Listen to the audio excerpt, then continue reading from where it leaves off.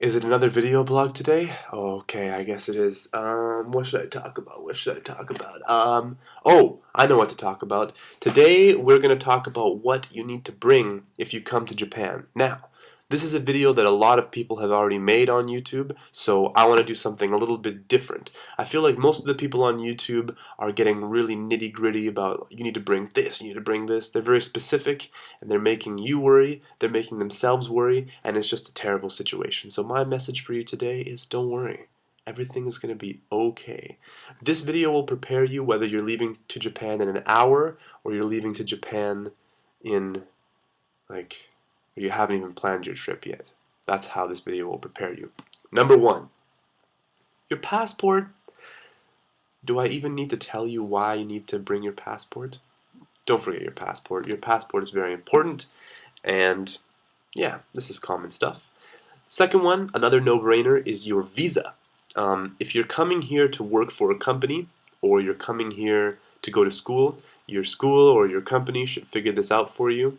And sometimes it doesn't get figured out. Like one of the guys from my school here didn't even have his certificate of eligibility for his visa when he came, but even he got everything worked out. So that's another part of this message about just don't worry. Like, even if everything goes wrong, you just come over, you talk to the people you need to talk to, and you get it worked out. You'll find that even people that work in government offices are human beings, and they understand if errors are reasonable. So, I mean, don't make a silly mistake, but if something is unavoidable, just, you know, deal with it. Um, the second one is money. Money is really important. So it depends what you're coming here to do. I mean, if you want to go traveling all over Japan, you're going to need quite a bit of money. If you're just staying in one area, depends on the area, but yeah, Japan is pretty expensive, I would say. It's probably not as expensive as a lot of people think it is, but in any case, you'll need money. So there's a few different formats of money you can have. The most important one, and the first one I'll talk about, is cold, hard cash. Moolah. Bring a lot of that, or bring enough of that. Generally, even if you're planning to stay here for a long time, bring a good amount of cash, something that can last you like a week or 2 weeks, because if you're planning to set up a bank account here, you probably won't be able to do that right away. So bring enough cash to feed yourself for a week or 2 weeks, just so that you can make sure you have enough time to get your bank account set up.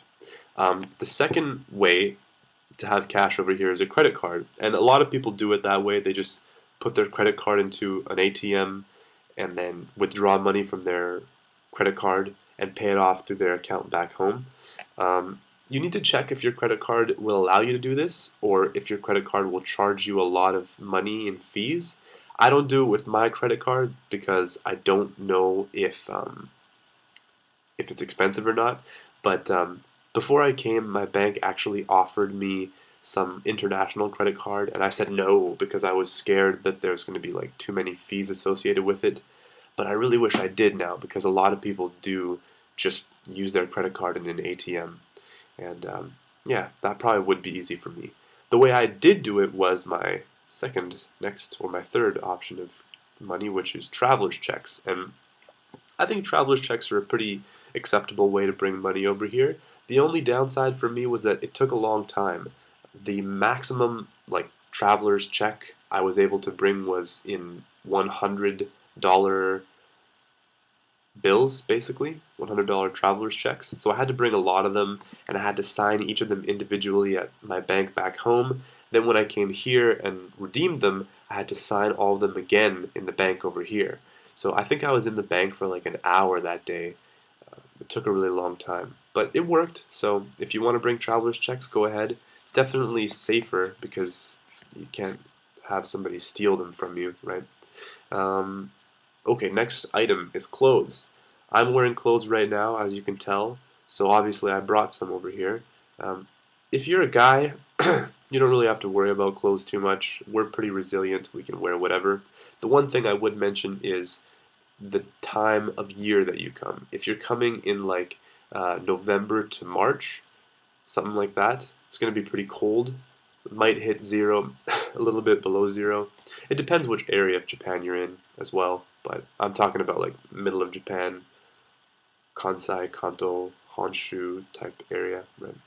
Um, so it's pretty reasonable around there. And in the summer, though, it gets really hot.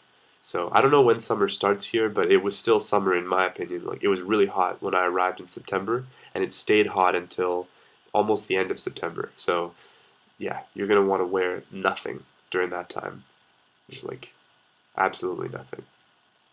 Um, and if you're a guy, whatever you wear back home during the summer is probably acceptable. But I'm sorry, if you're a girl, you will not be able to wear low-cut shirts.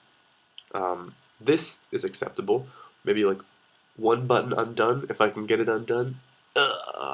Yeah, this is acceptable if you're a girl. If you're a girl and you're wearing some kind of top and it's like this, no, no, no, no, no. Unacceptable. Absolutely not allowed here.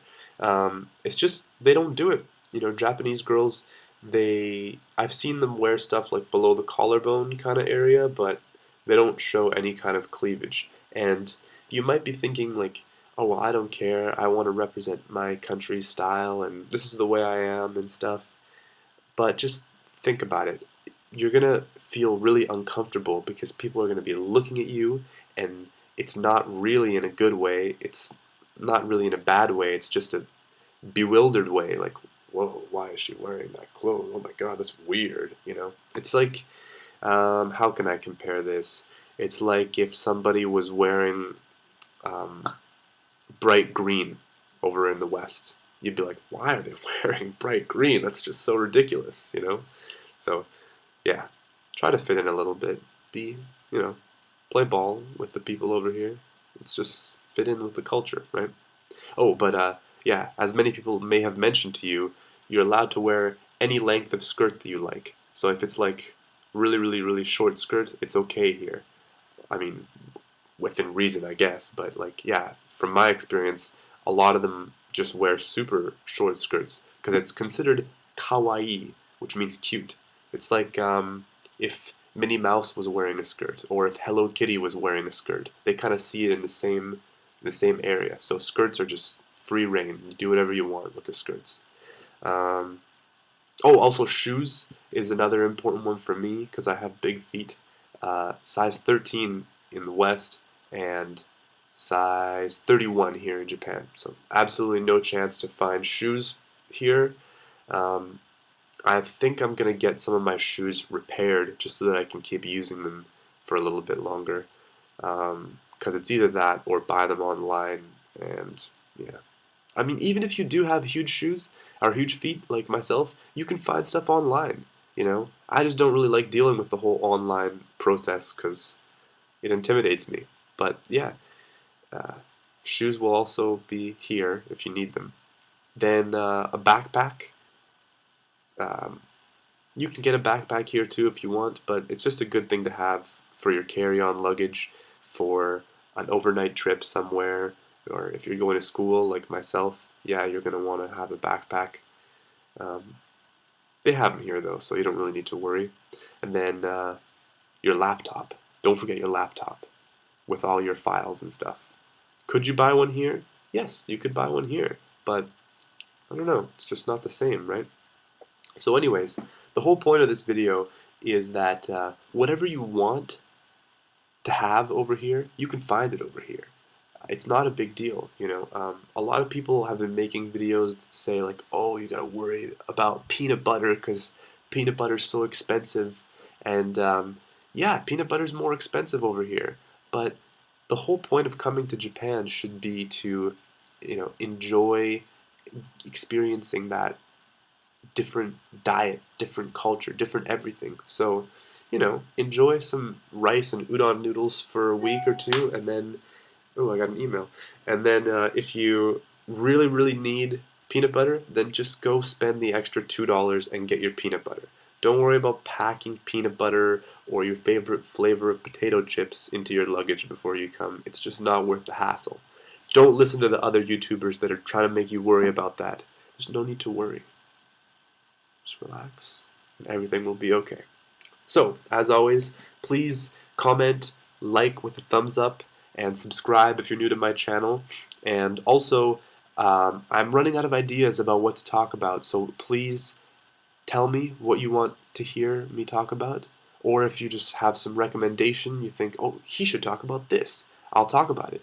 I know a lot about Japan. I know a little bit about Japan, so maybe I can just talk about it off the top of my head. And if not, I'm not opposed to researching it.